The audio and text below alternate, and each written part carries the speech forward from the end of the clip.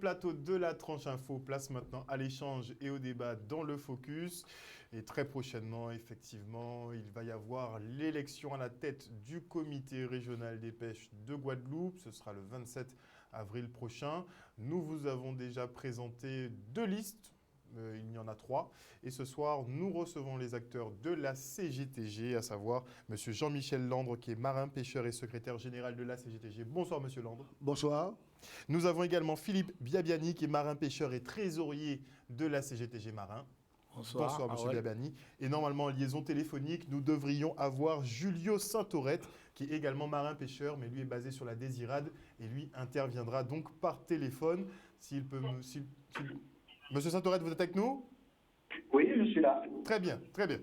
N'hésitez pas à intervenir comme vous n'êtes pas sur le plateau. N'hésitez pas à demander la parole et intervenir dès que vous le souhaitez. Il n'y a pas de souci, il n'y a pas de problème. Super. Donc, vous êtes la dernière liste, justement. Par contre, coupez la télévision. Monsieur Saint-Aurette, n'écoutez que dans le téléphone. Coupez la télévision parce qu'on vous entend. Donc, vous êtes la dernière, justement, équipe en lice à vous présenter ce soir. Nous avons déjà eu les interventions du SYMPA CFDT et de l'UMPG. Ils ont relevé un certain nombre de problématiques qu'on imagine que vous partagez certainement. Et j'aimerais donc qu'on commence avec l'actualité du moment, à savoir le prix des carburants. Si vous êtes élu à la tête du comité des pêches, que pourrez-vous faire pour les marins pêcheurs, sachant que tout le monde crie avec ces augmentations et cette inflation qui va continuer? D'ailleurs, je vais remercier Canal 10 de m'avoir invité ce soir et je vais envoyer un bonsoir à tous les auditeurs de Canal 10. Je vais dire effectivement, dans mon programme, c'est inscrit, d'accord? Et je vais vous dire une chose, cette histoire de décence, ce n'est pas dès maintenant que la CGT Marin se bat pour ça, ok? Et nous avons demandé que nous soyons à la hauteur de la Martinique, parce que nous savions que la Martinique a eu de l'essence détaxée à un prix vraiment bas. Pendant 15 ans, ils ont bénéficié de ça. Donc pourquoi pas la Guadeloupe? Je me demande. Donc nous, à la CGT, on a toujours demandé à ce qu'il faut geler les prix du carburant, parce que pour les marins-pêcheurs, c'est inconcevable que le marin-pêcheur maintenant va en mer, qu'il ne voit même pas son chiffre d'affaires et ce porte-monnaie est entamé. Donc maintenant, c'est plus vivable, quoi. Mais vous le spécifiez vous-même, M. Landre, que la Martinique a réussi à obtenir. Finalement, on sort d'une mandature, on passe sur une nouvelle élection. Ce gel des prix n'a toujours pas été acté en Guadeloupe. Vous avez des baisses qui sont échelonnées dans le temps. C'est du 4 mois, c'est du 6 mois, mais rien de périn finalement, rien qui va durer. Comment vous ferez pour faire ce que les autres n'ont pas réussi? Monsieur Landre a toujours... comment dirais-je, M. Landre a toujours tendance à dire que si on veut, on peut. D'accord? Et j'estime que si les marins-pêcheurs même descendent là où il faut, dans là où il faut faire ce qu'il faut, parce qu'on nous a toujours habitués, d'accord? Habitués à faire de la grève, à casser, à faire beaucoup de choses pour obtenir quelque chose. Nous, ce n'est pas le cas. Nous voulons faire des négociations avec M. le préfet et puis la SARA, et on verra ce que ça donne. Mais il faut que les marins-pêcheurs responsables qui se sentent concernés descendent aussi dans la rue. M. Biabiani. Bonsoir à Canal 10, bonsoir à tous les téléspectateurs aussi. Donc oui, effectivement, Monsieur Landre, je suis avec M. Landre ce soir parce que pour défendre l'ensemble des marins pêcheurs de la Guadeloupe qui subissent en ce moment, ouais, je dirais, un gros problème au niveau de la gérance de ce comité de pêche qui est le nôtre et qui concerne tous les Guadeloupéens, en fait, tous les pêcheurs. Donc pour vous, ils n'ont pas fait le job sur la gestion des prix? Non, ils n'ont pas fait le job. Ils ont juste fait le job pour dire que, ouais, on fait le job. Mais le job a été fait, ça a été un leurre, au fait. D'accord. On nous a donné un leurre et ça a été pendant 4 mois. Et en fin de compte, le prix du carburant a rehaussé. Et ça, on le savait, parce que M. Landre, je lui avais dit que, bon, on ne s'inquiète pas, on les laisse faire. On ne critique pas, ne répond pas aux critiques, parce que, bon, les critiques, ça va, ça vient. Hein, parce que c'est facile de critiquer, mais le résultat, en fait, ils ont donné une petite solde de 35 centimes, 40 centimes, et c'est reparti à la hausse en début d'année. Donc, rien n'a été fait pour moi. Et donc là, ils ont renégocié une baisse, je crois, de 15 centimes. 15 centimes. C'est pas encore ça, ça vous convient pas. Et si on peut dire à 75 centimes le litre, les marins pêcheurs, ils en souffrent. Hein. Monsieur Lang. Oui, je dis, mais ça, c'est pas encore ça. C'est pas comme ça. Il suffit pas de baisser un mois et l'autre mois, ça remonte encore de plus belle. Vous voulez vraiment un gel des prix? On veut tout à fait Comme ça, si ça gel monte. des prix. Et même si l'essence augmente, mais le prix de ma pêcheur avec le carburant va rester toujours le même. Voilà, terminé. Il n'y a pas de négociation là-dessus.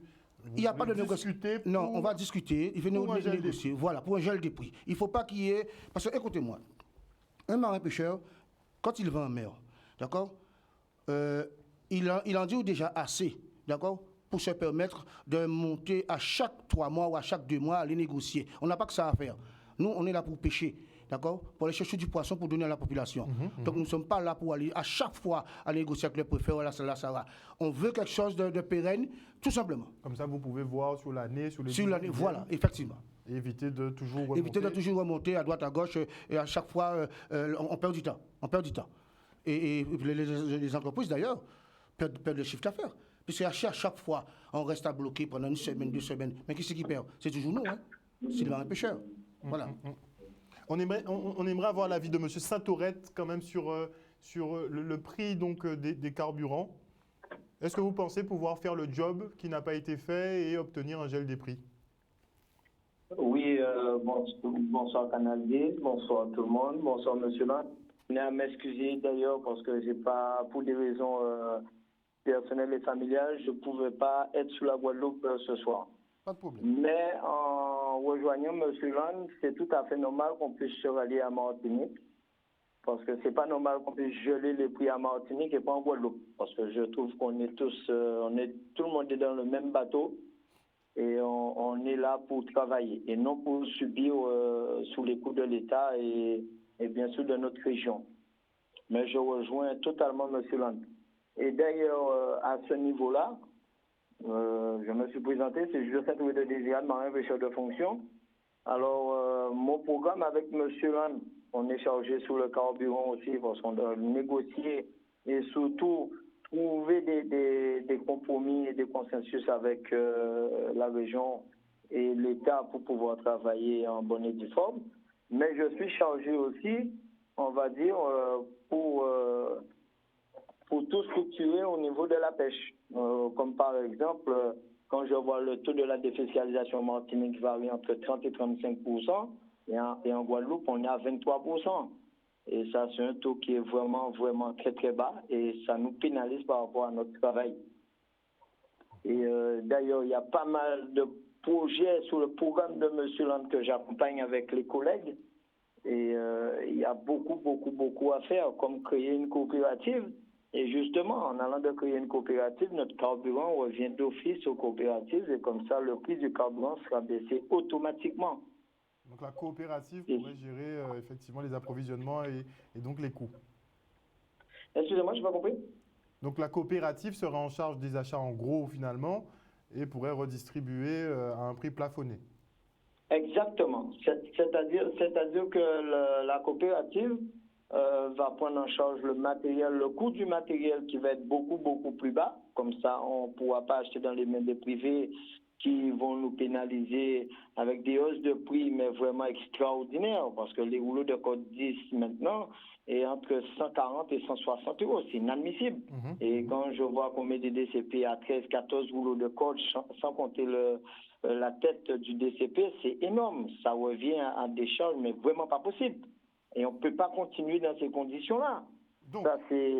Ça, c'est un des projets de M. Lang, de mettre des DCP, effectivement, quand la coopérative va être créée, de mettre des DCP collectifs pour avoir beaucoup moins de consommation de carburant et pour avoir beaucoup, beaucoup plus de rendement. C'est-à-dire, pas comme a dit Sarkozy, travailler plus pour gagner plus. C'est faux. De valoriser notre poisson, de travailler moins pour, au contraire, gagner beaucoup, beaucoup, beaucoup plus. Parce que quand on est à 300 et 500 litres de carburant jour, c'est énorme, c'est hallucinant pour un marin pêcheur. Et moi, je trouve que c'est inadmissible et le prix n'est pas gelé, contrairement à Martinique. Et derrière tout ça, je fais un petit bond rapidement pour que M. Lang puisse comprendre aussi, parce que c'est notre projet, notre programme aussi, C'est-à-dire que quand un marin pêcheur, il va faire un crédit au niveau de la banque et qu'on finance, on nous demande les 10% d'apport, moi je trouve que si je viens demander un crédit, c'est pas la peine de me demander 10% d'apport déjà sur le crédit. Mais ça ne me sert à rien d'aller faire un crédit au niveau de la banque. Et c'est pour ça, M. Land, il se bat aussi pour ça, pour que le comité régional des pêches ait un fonds de dépôt de garantie pour les marins. C'est-à-dire, ton bateau, il tombe en panne, tu as des soucis de moteur, tu as le bateau, je ne sais pas, qui a pris feu et tout ça, il débloque les fonds le plus tôt, le plus rapidement possible, tout en sachant que ton dossier au niveau de l'assurance et de l'aide régionale est en mouvement au niveau du comité régional des pêches. C'est ce qu'on appelle le travail en commun et un travail pour les marins.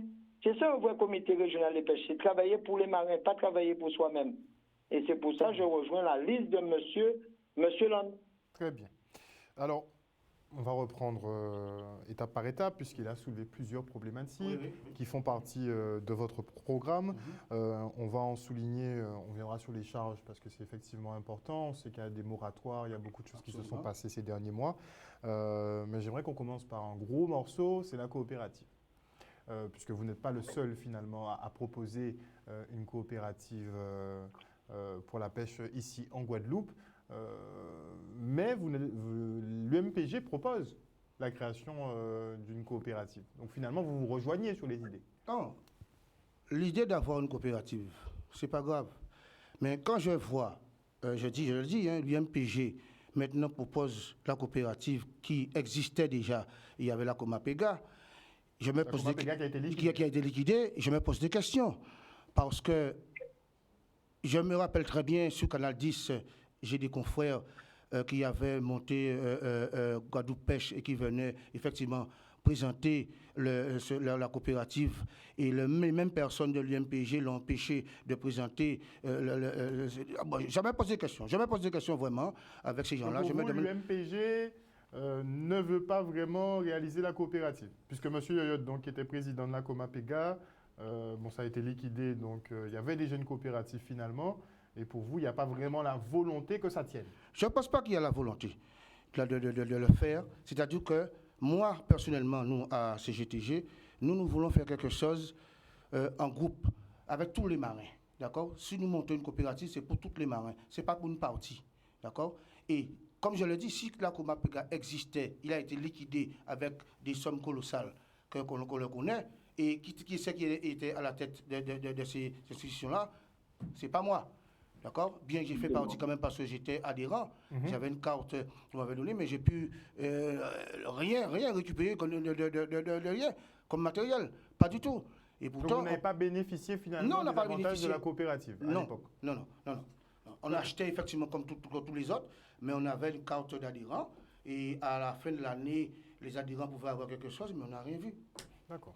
D'accord? J'ai toujours les autres encore qui ont... Vous l'avez en travers de la gorge un petit peu, la un tout petit peu quand même. Lorsque j'entends parler de ces gens-là, dire qu'ils veulent avoir une coopérative, je me pose la question. Parce que, figurez-vous bien qu'il y a 2 coopératives fantômes.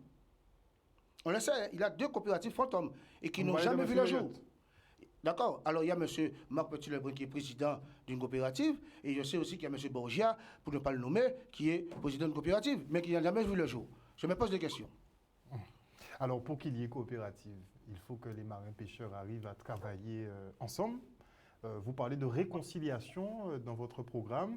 On arrive à entendre pourquoi, puisqu'on voit qu'il y a des conflits parfois sur la nature des pêches, sur les zones de pêche, sur tout ça. Comment vous réconciliez tout le monde? Sachant, je voulais poser après, mais j'en profite, sachant que vous avez entendu les propos de M. Yoyot la semaine dernière, qui représente le MPG, qui fait le distinguo finalement entre les vrais pêcheurs et les pêcheurs marrons. Voilà. Merci beaucoup. Est-ce que je peux intervenir sur ça? Ah oui, oui. J'attends 2 secondes, Julio. Mais Monsieur Land répond et vous intervenez après, Monsieur Satoret. Là, quand j'entends parler de pêcheurs marrons, ça m'interpelle. Ça m'interpelle parce que le président actuel du comité de pêche, son bateau n'a jamais de macaron. Pourtant, nous sommes au mois d'avril. Son bateau n'a pas de macaron. J'ai pu la filmer, j'ai vu. D'accord? Donc, s'il fallait distinguer pêcheur marron et pêcheur violet ou pêcheur n'importe couleur, je ne sais pas. Qui c'est qui est marron aujourd'hui? Bon, je me permettrai de dire quelque chose quand même, parce que là, il y a quelque chose qui m'interpelle et on va profiter de déployer le programme. Monsieur Yoyot a fait plus ou moins 3 réunions avec moi, chez moi, je vais le dire, pour pouvoir enlever M. Charlie Vincent de là. Oh. C'est ça qui a été dit. Donc vous dites que M. Jean-Claude Yoyot est venu chez vous pour vous proposer finalement de... Effectivement, M. Jean-Claude Yoyot est venu auprès de moi, hein, et bien énervé. Hein. Il faut qu'on fasse quelque chose, il faut enlever ce gars-là de là. Ce gars-là est venu pour tuer la pêche, non, n'est pas question. Et moi, j'estime que, effectivement... C'était quand? Ben, avant l'élection. Avant les élections. Avant la dernière mandature. Oui, avant les élections. D'accord, avant les élections. Et moi, sachant que moi, je suis quelqu'un de très vigilant, j'ai pas pris comme si... J'ai fait attention. J'ai fait attention parce que la question que je me suis posée, M. Yoyot vient me voir pour enlever Charlie Vincent de là. Effectivement, M. Charlie Vincent, M. le président, effectivement, du comité de pêche actuel, lui avait proposé le poste de président d'honneur, qui n'a jamais été fait. D'accord? Donc, il s'est trouvé vraiment, comment dirais-je, comment je vais dire ça, il s'est trouvé peiné. Et il est retourné vers moi, me voir, pour me dire d'enlever ce monsieur-là de là. Parce que monsieur-là, il est dangereux, il va complètement tuer la pêche. Et aujourd'hui, je vois M. Yoyot, ici à Canal 10, en train de raconter des bobards.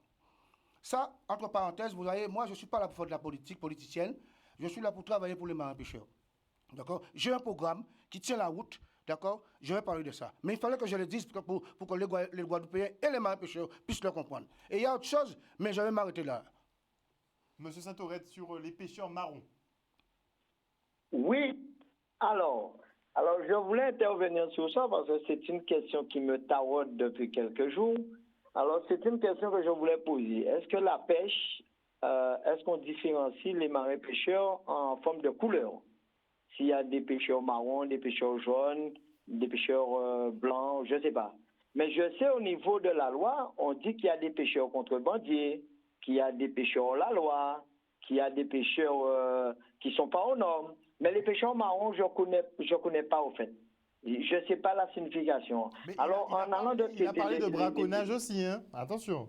Il a parlé de braconnage aussi. Mais il faut savoir, entre guillemets, le braconnage est exercé des fois par les gens les plus haut placés qu'il y a sur cette terre. Ça ne veut pas dire que c'est forcément un marin pêcheur qui est en fonction, qui fait son philo, son DTP ou ses casiers. Oui, mais on sait qu'il y a des attaques quand même qui étaient dirigées sur des représentants des syndicats, dans tous les cas. Oui, mais c'est tout à fait normal. Mais écoutez, monsieur le présentateur, c'est quand vous avez un dirigeant de la CGT qui est leader et qui sait de quoi il parle, il est entouré avec des jeunes marins pêcheurs en fonction des gens qui se battent pour la pêche et la ressource de la pêche, c'est normal qu'on vous tire dessus. C'est tout à fait normal. Apparemment, vous voyez, monsieur le plein chivet blanc, ça va toujours. Alors, c'est pour vous dire que c'est tout à fait normal qu'il puisse tirer sur monsieur Land. Mais laissez-moi vous dire, on est en train de parler de la coopérative. La coopérative de Désirade, l'annexe qu'il y avait à Désirade, le temps de M. Jean-Claude Yoyot et de M. Boulat, je me permets de le dire, parce qu'on l'a vécu. Il n'y avait pas de crédit fait au niveau de l'annexe. On payait entre 117 et 167 000 euros de bénéfices nets par année à la coopérative de Guadeloupe. Où est l'argent? C'est là où il faut se poser la question, où sont les contrebandiers? Les contrebandiers ne se trouvent pas quelqu'un qui pêche dans une réserve ou quelqu'un qui va voler des oursins ou quelqu'un qui va prendre quelques lambis. Parce que quand on fait les recherches et les statistiques quand même, on dit toujours c'est grâce au passé qu'on construit l'avenir. Mais je me demande pourquoi ces gens-là sont toujours à la tête du comité régional des pêches. C'est normal aujourd'hui que le comité ait des soucis, ait des problèmes. C'est pas normal aujourd'hui qu'on se retrouve confronté à ce genre de situation. On galère en Guadeloupe pour l'essence, on galère pour le matériel, on galère pour avoir une coopérative. Mais c'est pas normal. La Martinique est à 99 000 nautiques de la Désirade. Ils ne sont pas sous les mêmes régimes que nous. Mais il y a un souci quelque part, il faut se poser la question. Et c'est là où normalement le rôle du comité doit rentrer en place. On a eu des soucis de balises. Eh bien, le comité n'a pas fait grand-chose, hein, à part peut-être un travailleur chez eux qui a mené l'enquête. Et grâce aux marins de Désirade, ils ont fait quelque chose avec les marins de Guadeloupe. Mais je trouve qu'il y a un souci, et ce qu'a dit M. Land, il a tout à fait raison. On doit retirer les éléments perturbateurs qui nuisent à la pêche. C'est pas normal. Et le programme de M. Land, et c'est bien marqué, c'est réconciliation maritime. C'est-à-dire faire tous les pêcheurs être ensemble pour se défendre. C'est ça, normalement. C'est le rôle du comité, c'est rassembler les pêcheurs, c'est pas les diviser pour demain au vindi et ils le diviser, t'as là, en quel fait dossier à passer la patati patata. Non, on n'est pas là pour ça. On est là pour réconcilier les marins pêcheurs. Et quand il y a quelque chose à faire, un dossier à faire passer et à se battre, on est là, on se bat. C'est la même chose aussi, je voulais venir dessus pendant qu'on y est. Je vois qu'on fait des demandes de rénovation de navires. Et c'est pour ça que je dis, c'est le rôle du comité de mettre ça en place. On n'est pas là pour faire du favoritisme, et encore moins pour faire passer les dossiers. Ah, c'est mon ami, on le fait passer en priorité. Non. Quand un marin fait un dossier, c'est-à-dire il est dans le besoin, il a sa famille à nourrir, il a des conditions à remplir, il le remplit, et bien on balance son dossier de financement. Les dossiers de réhabilitation, tu le fais au mois de mars cette année, t'inquiète pas, tu l'auras au mois de mars l'année prochaine. C'est pas normal. Un homme qui fait un dossier, je trouve au niveau du comité régional des pêches, il le fait aujourd'hui au mois de mars. Au mois d'avril, le gars doit avoir une réponse favorable à sa demande et le financement qui va avec. C'est la même chose aussi, je rebondis sur ça. C'est pas normal non plus qu'on paye, regardez, j'invite tous les marins pêcheurs qui écoutent Canal 10 ce soir, de regarder leur portail marin, ils payent le droit à la formation. Et quand on va faire le recyclage à gosier chez le formateur, on doit repayer ça. Ça, c'est le rôle du comité de dire non, on ne doit pas payer ça. De mettre point d'interrogation, de dire la question c'est ça, on ne paye pas, qui paye? Mais on l'a déjà payé. Ce n'est pas notre rôle de le repayer. Ça, c'est de un. Et de deux, il y a un truc qui me gêne un petit peu. Je vais prendre l'exemple de la Désirade. On a eu une formation depuis 2015-2016 à la Désirade. On est au-delà de 14 dérogataires, jeunes dérogataires à Désirade, pour pouvoir passer une formation, pour être enrôlé définitivement, pour pouvoir travailler. Est-ce que c'est normal que le comité, ça c'est la question que je pose à M. Charlie Vincent ce soir, est-ce que c'est normal de 2015 à 2022 qu'il n'y ait pas de formation ni en Guadeloupe ni à Désirade pour former nos jeunes par rapport à notre double insularité pour qu'ils puissent être embarqués et aller travailler leurs enfants? Parce que c'est des gens qui ont déjà des enfants. Et ce n'est pas normal qu'on puisse rester sans formation à Désirade. Et c'est pour ça le projet phare de M. Land, c'est de mettre des annexes un peu partout sur les îles du comité pour avoir toutes les informations nécessaires pour pouvoir compléter les dossiers. Et je trouve ça pas normal que les gens qui sont siégés au comité régional des pêches maintenant puissent tirer leur casquette et dire qu'on a bien travaillé. Moi, je leur dis que c'est faux. Ils n'ont pas travaillé. Et c'est malheureux. Eh bien, c'est ça que j'avais à dire. Mais je vais intervenir toujours sur les autres. Je laisse la parole à M. Land. Il n'y a pas de problème. Vous pouvez intervenir quand vous voulez.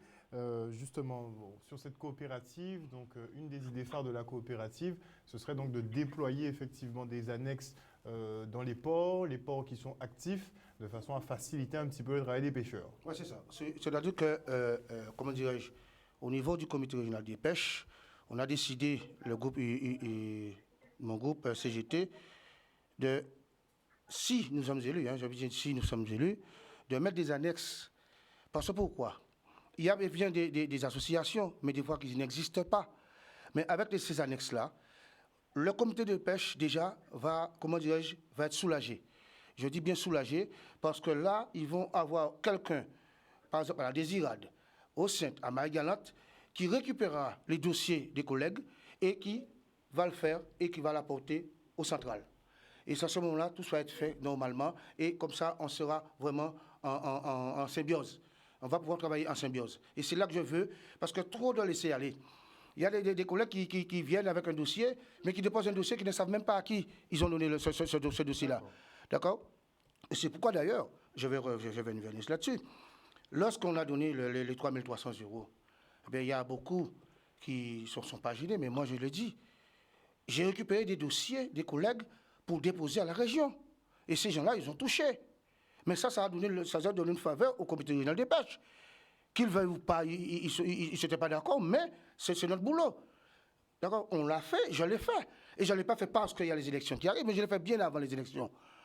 Et ces gens-là, ils sont contents, puisqu'ils ils ont touché. D'accord? Tout ça, c'est des choses qu'on doit faire, on doit travailler pour permettre aux marins pêcheurs d'être à l'aise. Dans votre programme, vous avez également, toujours dans ce cadre de coopération, le fait de pouvoir faire des DCP collectifs. Vous dites qu'il serait plus avantageux, notamment pour la pêche du lambi. Est-ce que vous pouvez nous expliquer ça? Oui, c'est-à-dire que le DCP collectif, il n'y aura pas autant de DCP qui traînent. Parce que moi, j'estime que c'est des épaves. Des épaves. Les DCP, c'est les dispositifs de conservation des poissons. Voilà, effectivement. Pour moi, ce sont des épaves. Trop d'épaves comme ça, il faut qu'il y ait des DCP collectifs où la région, on fera l'État, mettra ensemble et que les marins pêcheurs auront un macaron pour aller sur qui ont payé 500 euros, 80 pour pouvoir aller sur ce DCP-là qui sera certainement réparé ou par quelqu'un d'autre. D'accord? Mais au moins, il y aura moins de DCP. D'accord? Et pourtant, mais pour ne pas le mettre trop au large, pour la lave de lambi, d'accord, ne va pas partir au large. Il va rester sous les DCP, comme ça on aura enrichi notre fonds avec. Mais aller mettre un DCP jusqu'à 200 000 à 300 000, ça n'a pas d'avantage pour les marins pêcheurs. Et non seulement pour le carburant. Au fait, Oui, monsieur Babiani. Pour faire la pêche à moindre coût quand même. Parce que 200 litres de carburant par jour, c'est beaucoup. Donc si on a des DCP à 12 000, 14 000, voire... Vous réduisez... on réduit le coût du carburant, déjà, qui coûte déjà assez cher. Donc le poisson aussi il se rapproche un peu plus près.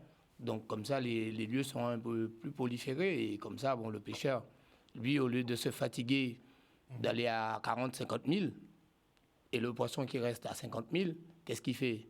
Il n'est plus dans nos eaux, le poisson. Nous, on a droit, il faut bien savoir aussi qu'un marin pêcheur a le droit d'aller dans les eaux territoriales de la Guadeloupe. On est délimité à 12 000. 12 000 nautiques. C'est là où les eaux françaises se terminent. Au-delà, on n'est plus dans les eaux françaises. Donc, il y a des marins qui partent à 40, 50. Et ça, c'est pas bénéfique. Il y a l'usure du matériel, il y a le coût du carburant, il y a la fatigue aussi. Comme M. Land, il vient de le dire, créer un centre ou un truc avec le comité pour pouvoir avoir un endroit où stocker son poisson, que le marin pêcheur, quand il arrive, il ne puisse pas avoir à aller démarcher le poisson et que ça lui coûte encore toute sa soirée. Donc, s'il n'arrive pas à écouler son poisson, le lendemain, il ne peut pas aller pêcher. Mais tandis que s'il pêche à 12 000, s'il a un endroit où livrer son poisson tout de suite, il est débarrassé tout de suite. Mais là, les pêcheurs, ils sont confrontés à un réel problème. Ça, M. Land, il a bien raison de... Moi, je le suis sur ce programme, sur son programme, quoi. Parce que là, nous, on a un réel problème en Guadeloupe. Si on regarde bien, quand c'est la période du thon, il y a du thon à gogo. Il y a un paquet. Le thon, il se vend à, des fois, 3 kilos pour 20 euros.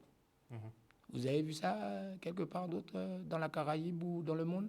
Au Japon, le thon, voilà. C'est pas le même prix. Le thon a une valeur qui dépasse les limites. Ça coûte très cher. Il y a des thons qui sont vendus à 350 000 euros, 400, 500 000 euros.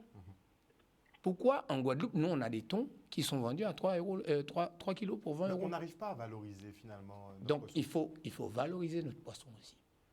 Parce que quand on va à Marseille, qui est un département français, que quand vous arrivez, vous payez un 800 grammes. Moi, ça m'est arrivé de payer 800 grammes de thon à Marseille à un prix exorbitant. Mais on ne veut pas trop... C'est clair qu'on veut des produits de luxe, c'est bien pour l'export, pour le tourisme, tout ça. Mais pour la consommation en local, pour le Guadeloupéen, le local, qui a un petit porte-monnaie. Oui, on peut toujours garder notre local. Parce que moi, j'ai toujours vendu mon poisson en bord de route. Donc, j'ai toujours vendu aux Guadeloupéens, mes clients qui sont là, j'ai l'habitude d'être. Tu vois quand tu augmentes Voilà. les prix, comment... hein? Ça joue un peu dans leur portefeuille. Mais j'essaie de garder un contact avec eux parce que bon, quand ils vont à Carrefour aussi, ils ont une barquette ou ils ont un Mais on truc vous dit de- que vous n'êtes pas compétitif finalement. Bon, après, c'est pas du tout la même qualité de produit, mais que vous n'êtes pas compétitif avec le poisson surgelé, donc forcément... Non, non, eux, mais ils nous, en on écoulent, te donne un poisson qui est presque vivant. Ça, il n'y a pas de compétition. On ne peut pas être compétitif avec... comparé à un poisson qui est mort depuis un an. De toute façon, C'est pas pareil. C'est pas Ça n'a pas pareil. le même goût. les meilleurs poissons, Je c'est vous les laisse poissons de dire. Guadeloupe. Hein. Les meilleurs poissons, ce sont les poissons de Guadeloupe, ce sont des poissons frais. Là où il y a le problème, et c'est pourquoi sur notre liste, le programme qu'on a pris, j'ai dit qu'il est préférable, je ne sais pas si tous les marins vont me comprendre, hein, il est préférable que pour que marin puisse être, comment dirais-je, voir son chiffre d'affaires évoluer, c'est simple. Il faut créer une fisherie. Fisherie, c'est un établissement où tous les marins peuvent apporter leurs poissons. Fisherie. Frischkis. C'est comme la métropole, hein, un établissement pour mettre le poisson. Donc, on peut apporter son poisson. Et en ce moment-là, qu'est-ce que fait les marins? Ils vendent son poisson pour cet établissement-là. L'établissement, c'est lui qui va déployer, plus ou moins vendre pour les mareyeurs et autres. Parce que c'est ça en fait votre problématique. C'est là. que le pêcheur n'est pas forcément vendeur. Voilà. Et donc ce serait plus avantageux pour C'est vous plus de avantageux. livrer le poisson et Oui, livrer le repartir poisson en et mer repartir en mer. Déjà, tranquillement. il va Ça avoir... avantage le pêcheur. Oui, c'est ça. C'est un grand avantage, mais ça fatigue aussi. Moins. Ça Parce que fatigue. moi, je sors en Il n'y a mer. pas la journée de vente après la matinée de pêche. Voilà. Donc, à ce niveau-là, le marin-pêcheur, qu'est-ce qu'il va avoir? Simplement son chèque. Et cet établissement-là aussi va s'occuper de payer son URSSAF, de payer plus ou moins son rôle, d'accord? Attends, Toutes donc, ces dettes. vous voulez que vraiment en fait, donc avec votre modèle, avec votre politique, Le modèle. ça reviendrait à ce que le marin-pêcheur, lui, se contente de pêcher. Voilà. Il C'est a pêcher juste à seulement. Il pêcher, fait le job. sinon l'administratif fait la vente, c'est pas- la c'est pas son- coopérative c'est qui la prend le coopérative relais. qui va prendre tout en Oui, charge. il fait le job. Et c'est comme ça. Et moi, ce que je veux, c'est qu'au moins que lorsque un mari rentre chez lui, pour qu'il puisse caresser sa femme, au moins jouer avec ses Ah, ça, c'est enfants, un bon projet. Ah ben, Ça, c'est un très bon projet, monsieur. avoir le temps avec sa famille. D'accord? Maintenant, qu'est-ce qui se passe? Je peux vous le dire. Je vais Mais je rejoins parfaitement M. Mann. Oui. Je vais Oui. dans des maisons, je ne fais pas du social, mais je peux vous dire, ça fait mal de voir des collègues qui sont en très grosse difficulté et qui n'arrivent pas à s'en sortir. D'accord? Mais M. Land fait du social, M. Land passe partout. Et c'est ça qu'ils ne savent pas. Je n'ai pas de moment au moment des élections pour aller chez les gens. Je vais partout. Je passe sous les ports, je parle à tout le monde. Je suis un gars je fais proximité. Je fais la proximité, d'accord? Alors, on peut dire que M. Land ne sait pas parler le français, mais M. Land n'est pas un con. Voilà. Et M. Land pouvoir gouverner le comité. Je leur dis, pour diriger un comité, on n'a pas besoin de quelqu'un qui a, comment dirais-je, Un bac plus 5. bac plus 5. Il suffit d'avoir Vous n'êtes pas l'intelligence. sur le blabla. Non, c'est pas sur le blabla. l'action. Je suis sur du réel. Je suis sur du réel. Et je sais ce que je dis. Et tout ce que j'ai mis en mon programme, je sais qu'on peut le réaliser. D'accord? Et Alors, comme je- si je peux intervenir, monsieur. Oui, Oui. on vous écoute. Alors, je voulais intervenir sur les DCP en premier, c'est-à-dire, bon, les DCP, c'est bien sûr, on connaît déjà les machins, c'est les dispositifs de concentration de poissons. Il faut savoir qu'on a, j'ai des connaissances en Méditerranée, et il faut savoir que le DCP, c'est bénéfique pour notre fonds marin. Et comme a expliqué M. Land et mon cher ami marin-pêcheur, c'est-à-dire que le DCP, on l'a mal exploité. C'est-à-dire on est allé mettre ça à plus de 4 et 6 000 mètres de profondeur, et le souci, ça n'a pas ramené du poisson, en fait. Le DCP est viable, je le dis tous les jours. Les gars, il y a Internet, il y a YouTube, il y a tout ça. Faites des recherches. On ne faut pas mourir au con, comme on dit. Eh bien, les DCP sont viables entre 250 et 500 mètres de profondeur. Parce qu'on a des poissons pélagiques surface, mais il faut savoir aussi, marin-pêcheur, on a des poissons pélagiques profondeur. Et un DCP viable à 250 et 500 mètres de profondeur, ça ramène tout sous notre côte. Et comme a dit M. Land, au lieu d'aller à 60 000 nautiques, eh bien, on va pêcher à 5 heures du matin, il est 8 heures, tu rentres avec 150 kilos de poisson, eh bien, tu rentres dans la structure qu'il a dit, c'est-à-dire une forme de criée. Et là, tu viens, tu vends ton poisson, tu sais que toutes tes chances sont sorties dessus, tu rentres avec du net à la maison. n'as pas à penser que demain, tu vas payer l'URSSAF, ton rôle, toutes tes cotisations. Tu sais que tout a été payé déjà, tout a été sorti, et là, tu as du net à la maison. C'est cette structure-là, normalement, qui manque en Guadeloupe. Et je trouve que monsieur Land, il a tout à fait raison de dire ça et de préciser ça. Et je tiens à dire à monsieur Land, et je lui ai déjà dit ça, la langue française, il faut savoir l'écrire. La langue française, il faut savoir parler la langue française. Mais ce qui est encore plus difficile, c'est comprendre la langue française. Parce qu'il y a des gens qui parlent français pour eux, plus français qui français. Et ils vont venir couillonner mon moment élection. Et donc, ils vont prendre tout le monde pour tirer bien en français. Ça s'appelle le langage spécifique. Et c'est pour ça que je dis à M. Lang, il a tout à fait raison de s'exprimer en créole ou en français. Quand même, on est des Antillais, on comprend, tout le monde comprend. Au contraire, vaut mieux parler créole, moi comprendre quand on dit moins, que tirer des bons mots français, quand on ne comprend rien, quand on dit moins. Donc, il dit oui, mais pas comprendre. Alors, c'est pour ça que je rejoins M. Land et je suis favorable et partisan pour des DCP collectifs et surtout pour la structure, pour les marins pêcheurs, pour une criée et voire même exporter notre poisson. Parce que pourquoi on fait rentrer les poissons des autres et nous, on ne peut pas envoyer notre poisson pour les valoriser? C'est à nous de valoriser notre produit frais et faire voir que notre produit frais a été pêché en Guadeloupe, Marie-Galante, Lecette et Désirade. Poisson de Guadeloupe. Et je précise bien, Désirade. Et oui, il faut savoir qu'on a des produits forts. C'est la même chose que le lambi. Le lambi, pour moi, à mon niveau, comme a dit M. Lon, 4 mois d'ouverture, c'est trop. Pour valoriser le lambi, 1 mois à 2 mois d'ouverture et une aide de compensation pour les marins pêcheurs en fonction. Et puis voilà. Et là, tout le monde gagne et votre produit, il est valorisé.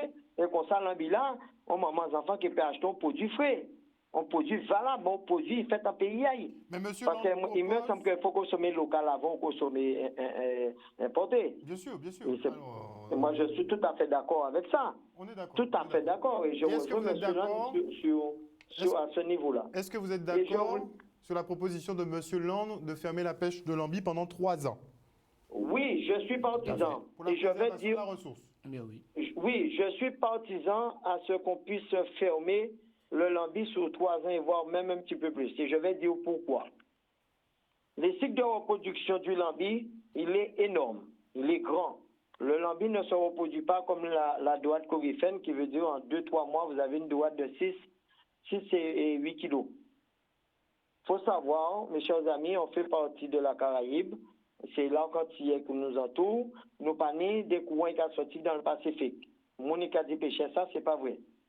Alors c'est là quand il y a, on a ce qu'on appelle la ligne Igna, c'est des courants porteurs et des vents porteurs et capoter tous ces bidons là, ça c'est contre nous. Voilà.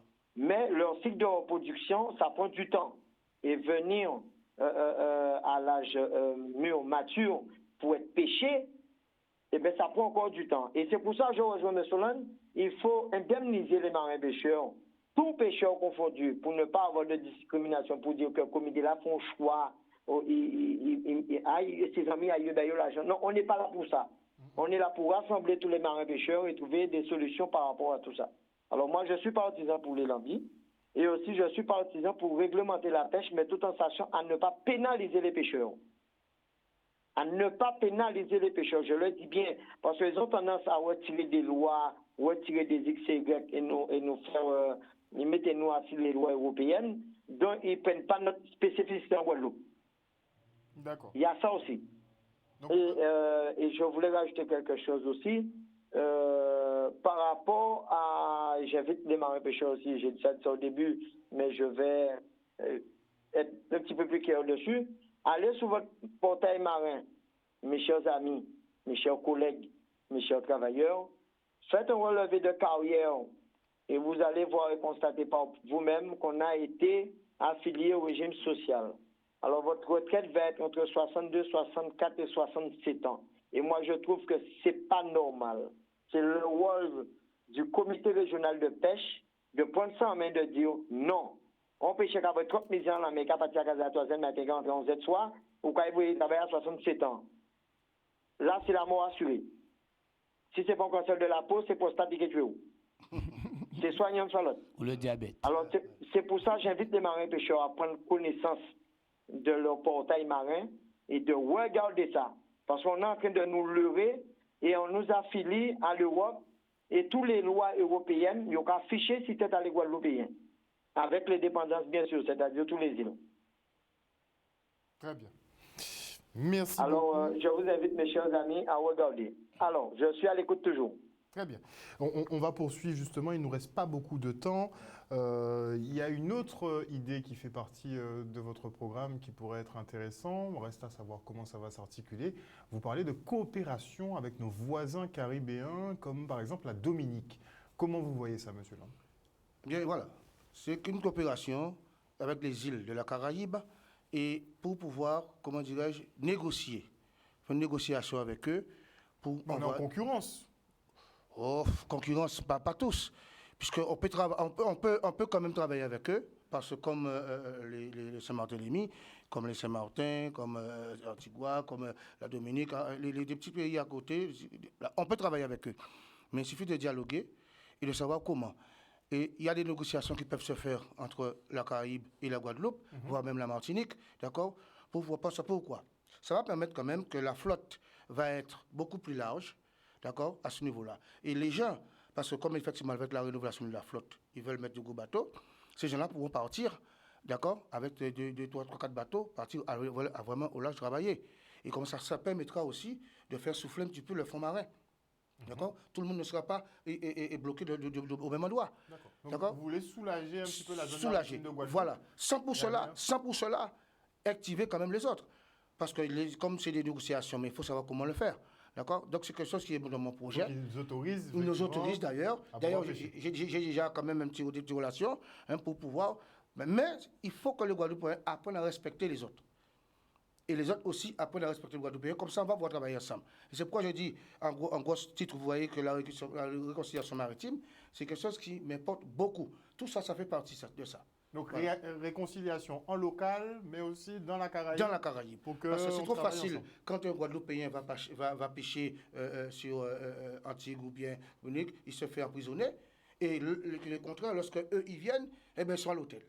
D'accord? Ils sont à l'hôtel, ils sont bien versés. Donc, là, on ne peut pas accepter ça. Voilà. Il faut que ça aille pour vous. Il faut que ça soit dans les deux sens. Voilà, absolument. Et réglementé aussi. Réglementé aussi, d'ailleurs. Parce que ce n'est pas les mêmes réglementations. C'est pas les mêmes réglementations. Sans limite. Certaines ressources. Non, mais de toute façon, la limite, elle est là. La limite, elle est là pour tout le monde. Par exemple, sur le Lambi, on m'a dit que du côté des Sainte-Lucie et qu'on sort, ils ne regardent pas. Hein. Ils ne regardent pas. C'est toute l'année. C'est toute l'année, mais ça, c'est leur problème à eux. Hein, parce que ce sont des pays, des petits souveraines, ils font ce qu'ils veulent avec. Mais pour nous, c'est réglementé. D'accord? Donc, on va devoir faire respecter toute loi. Il n'y a pas de souci à ce niveau-là. Et moi, je tenais à dire, au niveau des Lambis, eh bien, vous voyez, moi, j'ai pris un engagement avec les Saint-Ouen. Dès que dans notre élection, on va fermer les Lambis autant qu'ils veulent, mais enfin pour la Guadeloupe. On ne va pas fermer simplement. C'est qui avait lancé la polémique. Et là, le problème, je pense qu'il est réglé. D'accord? C'est réglé. Donc, je pense qu'on ne va pas y aller à la proximité avec eux, mais bon, c'est une affaire réglée. Donc, fermeture de la pêche au Lambi, si vous êtes élu, ce sera au moins pendant 3 ans. C'est au moins 3 ans. Pour que la ressource se refasse avec indemnisation. Indemnisation, ça c'est clair. Parce que sinon, il y aura pêche et braconnage. Absolument, absolument. Et étant donné que l'État n'a pas beaucoup d'argent pour mettre beaucoup de policiers tout autour, donc encore, c'est quelque chose à voir avec le ministère. Alors, avant de se quitter, on va aborder une dernière question. Monsieur Bemani? Oui, je tenais à signaler aussi, si monsieur me le permet, aussi, on a un gros souci en Guadeloupe. Au fait, on a parlé au début de monsieur Yoyot, mais je vais revenir un peu en arrière et pour dire que quand ces gens-là, ils parlent de la pêche, des pêcheurs marrons, bleus, blancs, rouges, je ne sais pas, hein, mais il faut d'abord penser aussi aux jeunes, à notre relève. Vous me précédez. C'était le dernier, donc, la thématique. Là, je tenais à le dire, parce que moi, je fais la pêche au filet, je pêche les balaous, je pêche les orphies, je fais du filet d'oie, je fais des montages dans ce qui est filet, tout ce qui est pêche, je fais des casiers aussi. Bon, c'est pas trop ma spécialité, mais je touche un peu à tout. Grâce à M. Martineau Claude, que je salue, que j'ai appris... La transmission. Voilà, il m'a transmis quelque chose. Mais je veux poser une question à ce cher monsieur Yoyot que vous parlez. Parce que depuis 22 ans que je suis marin-pêcheur, je ne l'ai jamais vu avec un marin embarqué à part que sa femme. il a toujours pris des mecs qui sont dans la rue et jamais initié qui que ce soit. Pourquoi? Et normalement, il a un bateau, c'est un chalutier. Normalement, il devrait avoir 2, 3 matelots embarqués. Je ne pense pas qu'il ait embarqué pendant toute sa carrière quelqu'un. Je ne pense pas qu'il ait un suivi. Ça, il faut qu'il le sache. Parce que lui, il a toujours pêché pour sa poche. Il a été au comité pour sa poche. La Coma Pega a fait faillite aussi grâce à leur poche. Et lui et M. Boulat, notamment, avec des notes de téléphone de 6 000 €. C'est du jamais vu. On s'en rappelle? D'accord. Je tenais à le signaler parce que eux, ils sont là pour critiquer M. Land, à dire que ouais, il ne sait pas parler le français, il ne sait pas parler ci. M. Land continue à parler créole. Il faut comprendre vous au moins. Mais nous, nous pas pour nous voler le monde. Nous pas en l'encontre, attends-nous, Julio, nous pas en l'encontre des bénéfices à les petits péchés qui viennent. Parce que demain, c'est M. Jabrili, tout en carrière, Jabrili, tout un petit bout qui vient dans la pêche. Moi, j'ai eu des amis qui ont abandonné. Carrément, c'est pour vendre bateau, ils vendent tout vite. Ils disent qu'ils ont arrêté par rapport à ces messieurs-là. Ça.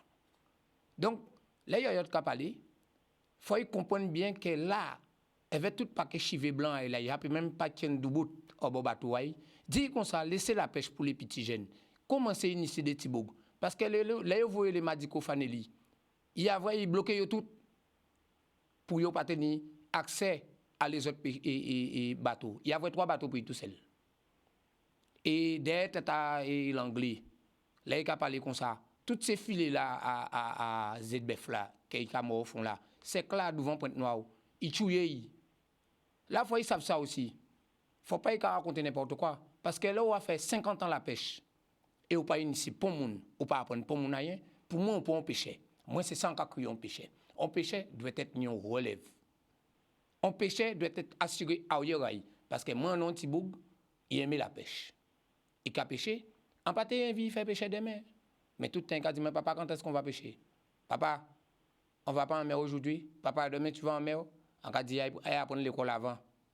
Parce que par rapport à ces messieurs, en paix. Demain, il y a un comité là encore.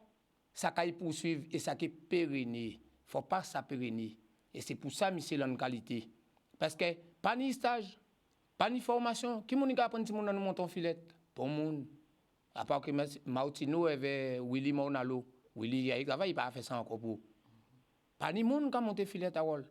Pas ni monde qui a fait ce genre de bitin là. Ça. Moi, après de monter, c'est parce qu'on a gardé, on a veillé. On a monté filet à Langouste, on a monté filet à Balaou, on a monté filet à Lambi, on a Kounonas.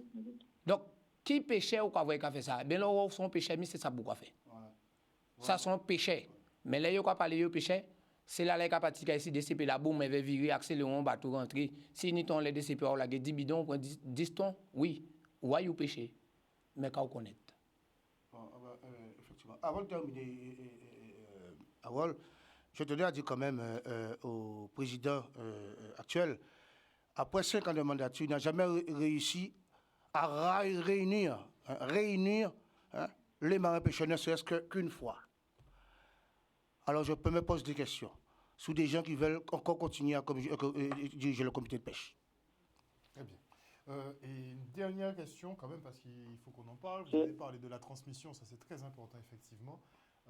Mais qu'est-ce qui va être fait justement pour intégrer les jeunes Guadeloupéens qui veulent faire filière pêche, qui veulent faire pêcheur quoi? Eh bien voilà, j'ai des jeunes qui sont venus me voir et j'ai mis en place, d'accord, dans notre syndicat, hein, on a des gens qui sont faits pour ça, pour accompagner ces jeunes-là, d'accord, parce qu'il ne suffit pas de dire qu'on a un syndicat ici qui peut barrer la route. Hein. Le syndicat n'a pas fait qui peut barrer la rue. Hein. Nous, en syndicat, nous sommes des gens qui là, qui prennent ces gens en charge, préparer le dossier à eux, d'accord, et aussi voir là qu'il faut, diriger eux vers les centres d'information pour permettre eux à rentrer en profession là. Parce que ce sont des jeunes qui étaient plus ou moins délaissés, qui avaient plus ou moins abandonné. Mais moi, je dis aujourd'hui, je préfère voir un jeune avec un marin pêcheur au lieu de la rue la café drogue. Parce que les cafés drogue sont dit dans la écaille. Et tout le monde carry. Mais en plus, là, voyez un marin pêcheur à don bateau. Et là, vous mettez en école, puis ça, apprendre ce métier-là. Et demain, c'est ceux qui relèvent là. Parce qu'on n'a pas de relève. On a plus de 40% de marins pêcheurs qui partent tout à la retraite. Où est la relève? Et il y avait déjà à la tête de pêche avant. Il y avait déjà à la tête de la pêche avant. Ils ont fait quoi? Où sont les jeunes? Et bien maintenant, ces jeunes-là viennent me voir. Et j'ai des jeunes, on fait des dossiers pour eux. Si. Eh bien, mais c'est notre boulot, hein. C'est notre boulot, hein. Je vais devenir M. Awal. Oui, vas-y. Pour terminer. On va former aussi. Très bien. Pour terminer, allez-y. Oui. Alors, pour terminer, je voulais vite faire, ça va aller vite. Monsieur Land a parlé de comité inter-îles. C'est ce qu'on appelle, c'est-à-dire essayer de trouver des conventions pour travailler avec les îles. Et je suis tout à fait d'accord avec lui. Par contre, je rejoins mon cher ami collègue. Il faut savoir qu'en allant de faire, parce qu'on n'a pas parlé de ça, de zone de contournement sous le rivage, on empêche un jeune d'aller chercher son petit bourgo, ses chatouilles et tout ça pour qu'il puisse gagner sa vie. Parce qu'on a eu la chance d'être embarqué, de passer des formations pour être enrôlé, mais eux, malheureusement, non. Alors moi, ce que je propose, c'est régénérer le fond marin et mettre des récifs artificiels, c'est-à-dire en béton alimentaire. Ils font ça dans les pays. Alors, c'est à nous de le faire pour préserver notre fond marin. Et ensuite, pour pouvoir régénérer le fond, comme j'ai dit, et ensuite avancer dans le projet. Par contre, au niveau de la formation, on doit faire un travail avec le lycée Blanchette pour remettre à disposition un centre de formation agréé et remettre la flotte sur pied. Parce qu'il y a pas mal d'anciens qui vont prendre leur retraite. Il me semble qu'ils sont au-delà de 40%, au-delà de 35%, je ne me rappelle plus. Et on n'a pas de relève. Je rejoins M. Lund. Il est l'heure de mettre ça en place. Il est temps de changer cette équipe qui est là. Et je trouve que l'équipe de M. Lund, TGT, on est là pour ça. Il y a des gens qualifiés, il y a des gens capables. Même s'ils n'ont pas parlé bon français comme moi-même, mais ils savent expliquer. Alors, moi, je suis tout à fait d'accord avec M. Lund. Je le rejoins. Et le combat, il se fait partout.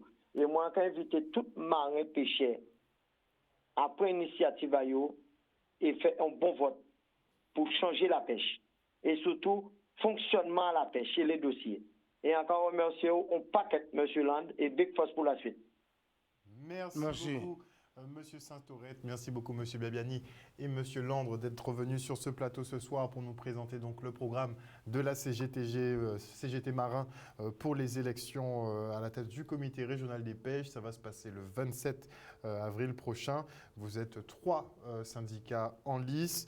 L'UMPG veut une réélection. Vous avez le Sympa CFDT qui est en compétition. Et vous, si on peut avoir une idée quand même du nombre de sympathisants qui sont en faveur de la CUTG? Est-ce que vous avez... on est déjà presque une centaine. Une centaine de sympathisants qui sont déjà adhérés, mais on a d'autres collègues encore qui sont là en attente. Voilà. De toute façon, on attend les résultats de cette élection. Mais dans tous les cas, je pense que ça va bouger au niveau du comité des pêches dans les prochaines années. Voilà, il faut sinon la pêche meurt, donc il faut trouver solution. Juste un dernier mot. Vite, monsieur Babiani. Je veux dire qu'à tous les Guadeloupéens pêcheurs qui nous ont écoutés, qui ont écouté le débat de chacun et chacune, enfin bon, t'as CFDT, t'as... Arrivez à comprendre ça, M. Lanka dit, et faire un bon choix. Parce qu'à venir, on nous enjeu. Et si nous laissons comme ça, c'est qu'elle nous veut ça pérenner et les yodolons, ils ont senti trop. Le délai qui mauvais, il n'est pas trop bon. Alors avant, il sentit plus mauvais. On nous essaie de changer ça. Merci camarades, de faire un bon choix. Merci beaucoup messieurs. On n'a pas pu parler de sargasses, de tout ça, de chlordécone, parce qu'il y a beaucoup encore à dire sur la pêche. On fera ça après les élections dans tous les cas. Merci à vous, chers téléspectateurs. On espère que vous avez passé un bon moment en notre compagnie. N'oubliez pas, marins pêcheurs, que l'élection qui vous concerne se déroulera le 27 avril prochain. Vous avez 3 listes au choix. Faites le vôtre. Une bonne soirée à vous, à l'écoute des programmes de Canal 10 Télévision. Moi, je vous retrouve demain. Bisous, bisous.